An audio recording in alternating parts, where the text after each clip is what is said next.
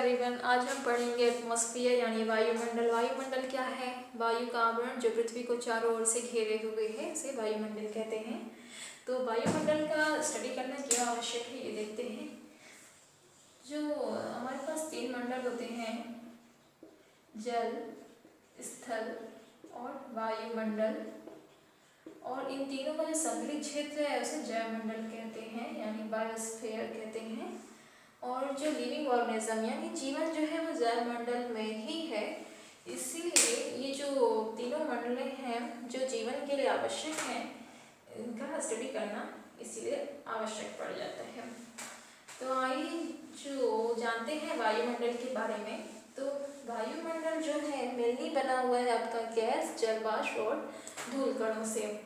तो गैसों का जो यानी वायु का कंपोजिशन आइए देखते हैं क्या है। तो सबसे मेन कंपोनेंट है वायु में वो है आपका नाइट्रोजन गैस, जिसका परसेंटेज है 78.03%। जो हमारे वायुमंडल में सबसे ज़्यादा गैस है वो नाइट्रोजन गैस है।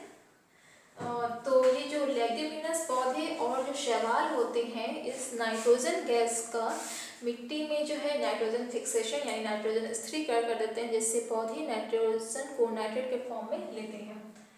तो अब दूसरा कंपोनेंट है ऑक्सीजन गैस। इसके बारे में आप सब जानते होंगे। इसे प्राणदायिनी वायु कहते हैं। ये मनुष्य के द्वारा या जीव जंतुओं के द्वारा भी ये ली जाती है और कार्बन डाइऑक्साइड गैस मुक्त की जाती है। तो इसका परसेंटेज है 20.93%, यानी कुल देखा जाए तो लगभग 21% हमारी ऑक्सीजन गैस वायुमंडल में है। तीसरा कंपोनेंट है ऑर्गन गैस, जो कि है 0.93% है। यह एक अक्रिय गैस है। यह एक अक्रिय गैस है और इसके अलावा भी बहुत सारी अक्रिय गैसें पाई जाती हैं, जैसे कि नियॉन, हीलियम, ज़ेनॉन और क्रिप्टॉन।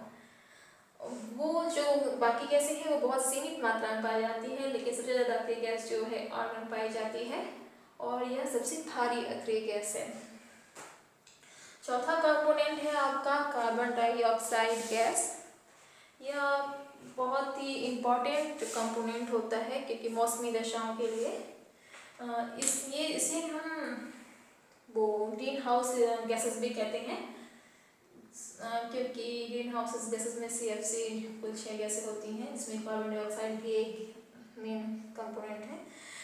इसमें क्या होता है कि जैसे ये इम्पोर्टेंट क्यों होता है, जैसे आप देखिए जब सन से जो रेडिएशंस आती हैं, सोलर रेडिएशन, ये अर्थ है आपका और ये एटमॉस्फेयर है।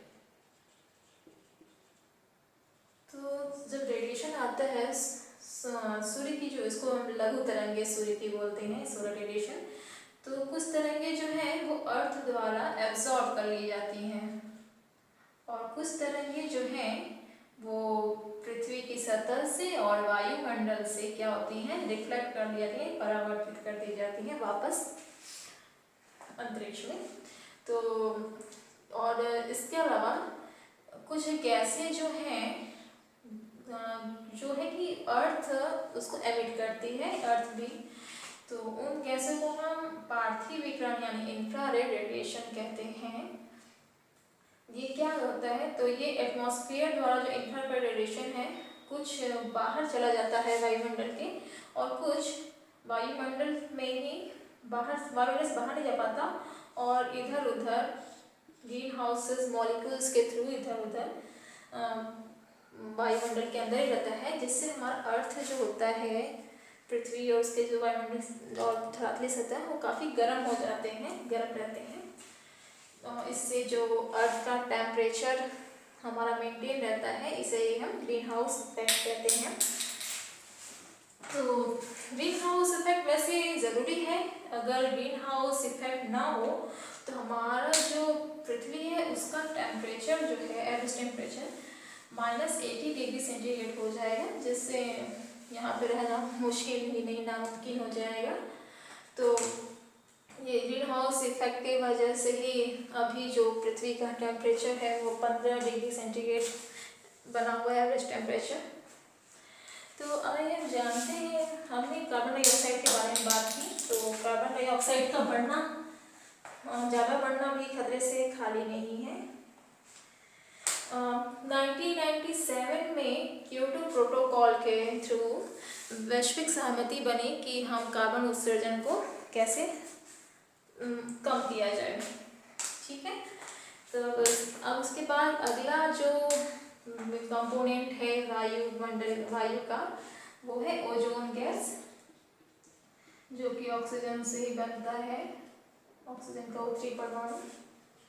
ओजोन गैस है ये क्या, ओजोन गैस है ये पृथ्वी के 15 से लेके 50 किलोमीटर के बीच में ओजोन गैस पाई जाती है, और इसका जो सांद्रता है यानी का ये ज़्यादा से ज़्यादा 15 से 35 किलोमीटर, ये बहुत सघन मात्रा में पाई जाती है। और CFC गैसें जो हैं वो ओजोन लेयर को हानिकारक हानि पहुंचा रहे हैं। इसीलिए 1987 में मॉन्ट्रियल प्रोटोकॉल के थ्रू इसे CFC गैसों का मतलब ओजोन लेयर के संरक्षण के लिए वैश्विक सहमति बनी, और इसीलिए 16 सितंबर को हम ओजोन दिवस मनाते हैं वैश्विक स्तर पे। अब जो अगला कंपोनेंट है वो है जलवाष्प यानी वाटर वेपर। जलवाष्प से आपको लग रहा हो कि ये जल होगा, लेकिन ये वाटर वेपर होता है, यानी अगर ये पूछा जाए तो ये गैस ही होती है।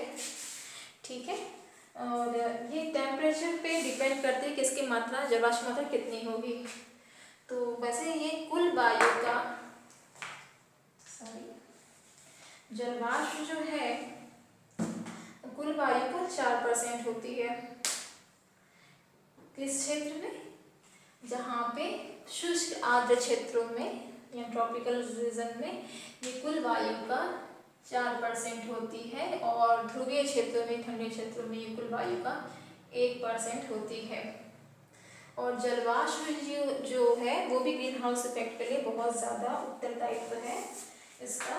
और जलवाष्प इसका वैसे कम करता है क्या है, जैसे भी रेडिएशंस जो आते हैं, ये सोलर से आने वाले जो लघु किरणों का ये एब्जॉर्ब कर लेता है, और पृथ्वी से बाहर जाने वाले को भी ये इसको स्टोर करके रख लेता है। इस तरह ये कंबल का काम करता है, और हमारी पृथ्वी गर्म बनी रहती है। तो हमारा देख लिया आपने जलवाष्प में। अब देखते हैं कि धूल कण क्या होते हैं, यानी ये भी वायु का एक कंपोनेंट है, धूल कण। तो हमारे जो वायुमंडल में है वो ठोस महीन कणों को भी, ठोस कणों को भी रखने, छोटे ठोस कणों को भी रखने की क्षमता रखता है। तो ये क्या है, ठोस कण कैसे, मतलब छोटे ठोस कण किसके होते हैं? ये होते हैं समुद्री नमक, धुएं की कालिमा, राख, यही सब होते हैं। तो ये जो धूल कण होते हैं ये आर्द्रताग्राही केंद्र का काम करते हैं, यानी हाइड्रोस्कोपी न्यूक्लियाई का भी, न्यूक्लियाई की तरह ये वर्क करते हैं। मतलब क्या कि धूल कणों के पास ही जो जलवाष्प होते हैं वो संघनित होने लगते हैं, यानी कंडेंस होने लगते हैं, जिससे वर्षा और उससे जुड़े, कंडेंसेशन से जुड़े, जैसे वर्षा से जुड़े जो भी वर्षा के कारण धूल, कोहरा, कुआसा, ये सब चीज़ें धूल कणों की वजह से ही संभव हो पाता है। इसके अलावा धूल कणों से जो सूर्य से आने वाला प्रकाश है उनका स्कैटरिंग, प्रकीर्णन हो पाता है, जिससे कि हमें आकाश का रंग नीला दिखाई पड़ता है।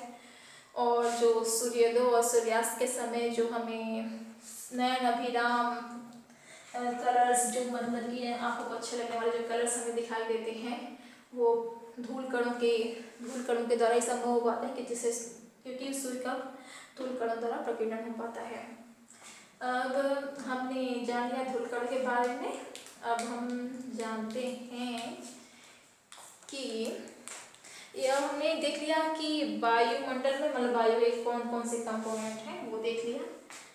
अब आइए जानते हैं कि वायुमंडल में जो वायुमंडल है हम उसका पूरा स्टडी नहीं करते, टेम्परेचर और डेंसिटी के अकॉर्डिंग इसको 5 लेयर में बांटा गया है। वो 5 लेयर क्या है आगे जानते हैं।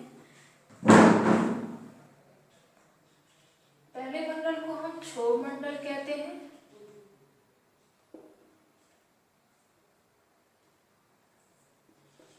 क्षोभ मंडल यानी ट्रोपोस्फियर। दूसरे मंडल को समताप मंडल कहते हैं यानी स्ट्रेटोस्फियर। फिर आता है आपका मध्य मंडल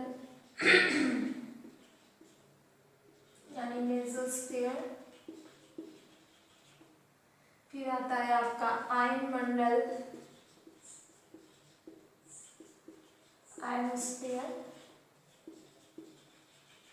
और फिर बहिर्मंडल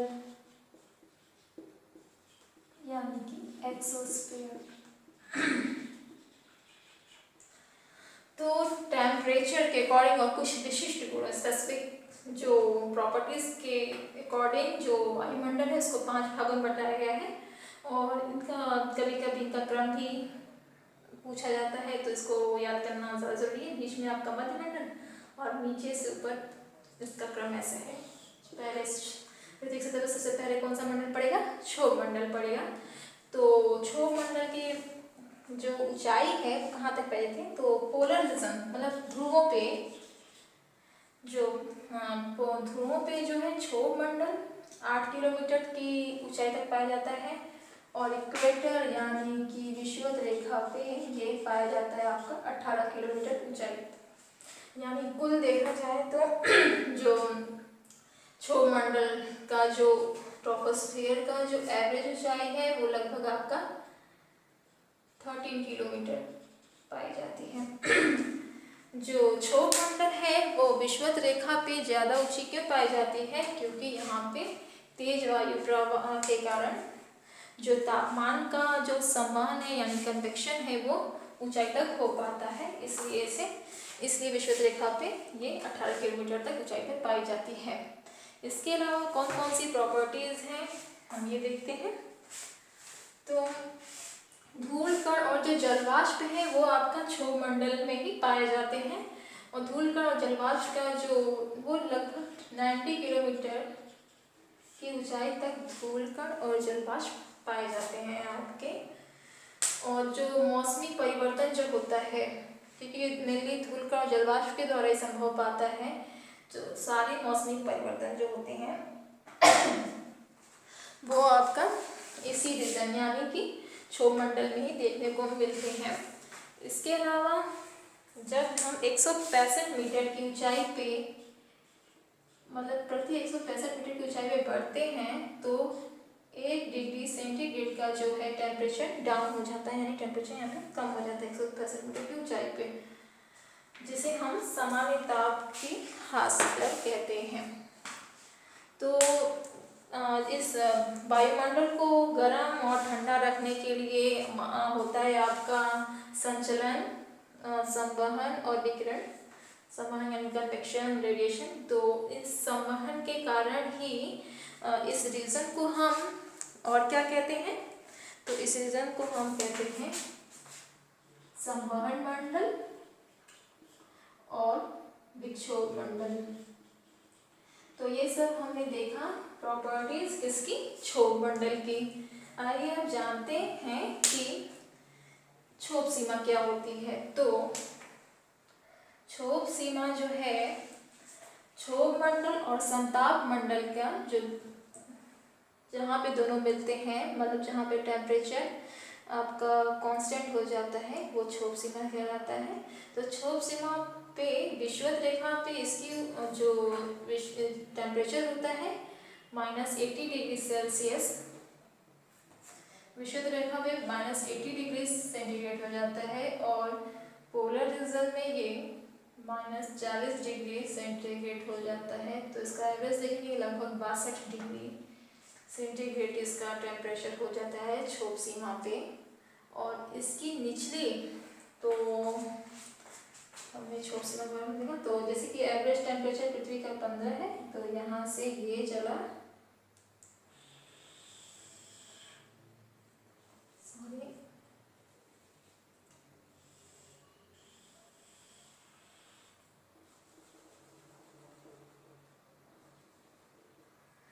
तो जब हम ऊंचाई पे बढ़ते हैं तो इसका जो टेम्परेचर है वो कम होने लगता है और क्षोभ सीमा यानी ट्रोपोपॉज के पास इसकी जो टेम्परेचर है वो आपका लगभग -62 डिग्री सेंटीग्रेड के पास पहुंच जाता है। और अब इसके आगे बढ़ते हैं ऊंचाई पे, आप देखिए क्या होता है। तो एक चीज़ बताना भूल गई कि क्षोभ सीमा में यानी ट्रोपोपॉज में ही जेट पवनें चलती हैं। अब इसके आगे आपका जो ऊंचाई पे कौन सा मंडल आता है, समताप मंडल। जैसा कि नाम से ही क्लियर है कि टेम्परेचर यहाँ पे समान रहेगा, यानी इसकी जो 20 किलोमीटर तक, इसके निचले यानी 20 किलोमीटर रीजन तक कोई भी टेम्परेचर जो है वो सेम रहता है। 20 किलोमीटर रीजन तक निचले 20 किलोमीटर, इसलिए इसे हम समतापमंडल कहते हैं। और इस लेयर की और क्या खासियत है कि यहीं पे जो है आपका ओजोन लेयर पाया जाता है। लगभग 15 से लेके 50 किलोमीटर के बीच में ओजोन लेयर पाई जाती है और इसमें कोई भी मौसमी घटनाएं नहीं होती हैं। और फिर इसलिए जो एरोप्लेन्स चलाने के लिए या वायुयान चालकों के लिए ये बहुत ही अच्छा लेयर माना जाता है। और इसमें जो अब हम आगे बढ़ते हैं तो टेम्परेचर बढ़ने लगता है, ठीक है। तो इस टेम्परेचर क्यों बढ़ता है, पहले हम इसके टेम्परेचर बढ़ के लगभग 0 के आसपास पहुंच जाता है। इसकी ऊपरी सीमा यानी समताप सीमा पे लगभग 50 किलोमीटर ऊंचाई पे इसकी जो टेम्परेचर है वो 0 के आसपास पहुंच जाती है। क्योंकि क्षोभ सीमा के टेम्परेचर इसलिए बढ़ता है क्योंकि जो अल्ट्रा वायलेट रेज है वो अल्ट्रा वायलेट रेज जो है वो ओजोन लेयर द्वारा अवशोषित की जाती है, इसलिए टेम्परेचर बढ़ जाता है। अब इस सीमा को हम क्या कहते हैं, इसको कहते हैं समताप सीमा।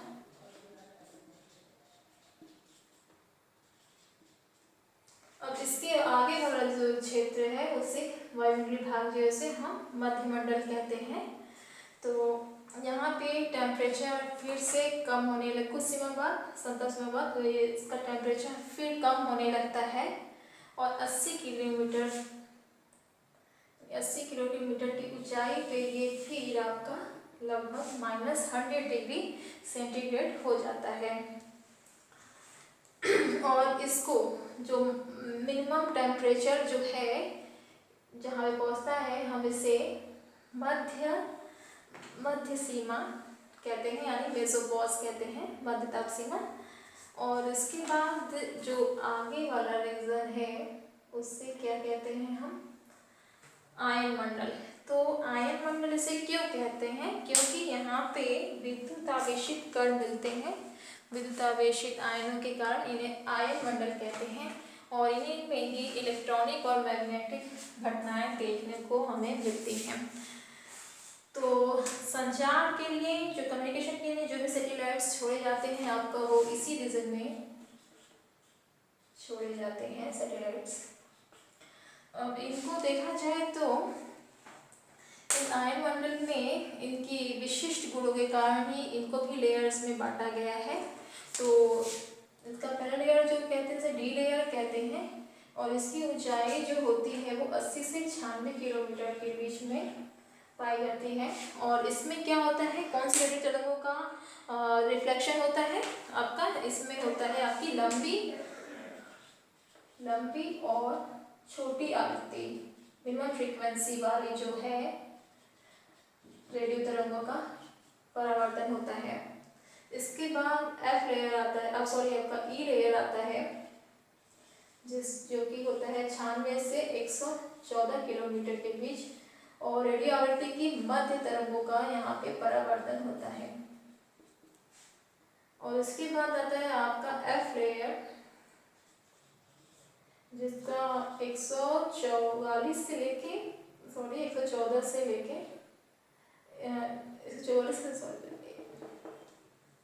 144 से लेके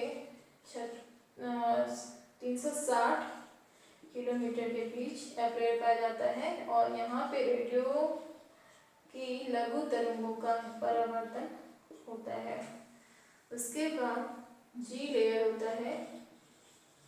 जी लेयर में सभी रेडियो तरंगों का परावर्तन होता है। इन्हीं के थ्रू कम्युनिकेशंस संभव हो पाते हैं। तो आपको एक चीज़ और बता दूं कि जो ई लेयर में है आपका ऑरोरा,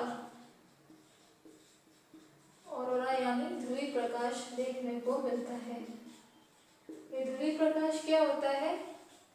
तो जो पोलर रीजन है ध्रुव क्षेत्र पे, वहाँ पे आपको हरे पीले पट्टी, हरे पीले कलर की जो पट्टी देखने को मिलती है, यानी एक अच्छे कलर्स जो देखने को मिलते हैं, जिनको हम ध्रुवीय प्रकाश कहते हैं, वो ई लेयर में ही आपके बनते हैं।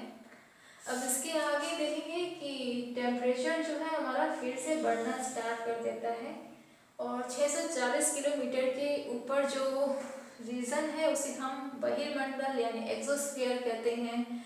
और ये लगभग 1000 किलोमीटर तक के भाग को हम एक्सोस्फीयर कहते हैं। उसके बाद 1000 किलोमीटर के बाद जो है वायु वो काफ़ी विरल हो जाती है, इतनी डेंस नहीं रह पाती, और लगभग 10,000 किलोमीटर के बाद ये अंतरिक्ष में विलीन हो जाती है। तो ये रहा हमारा पूरा वायुमंडल। तो उम्मीद है आपको पसंद आया होगा। Thanks for watching.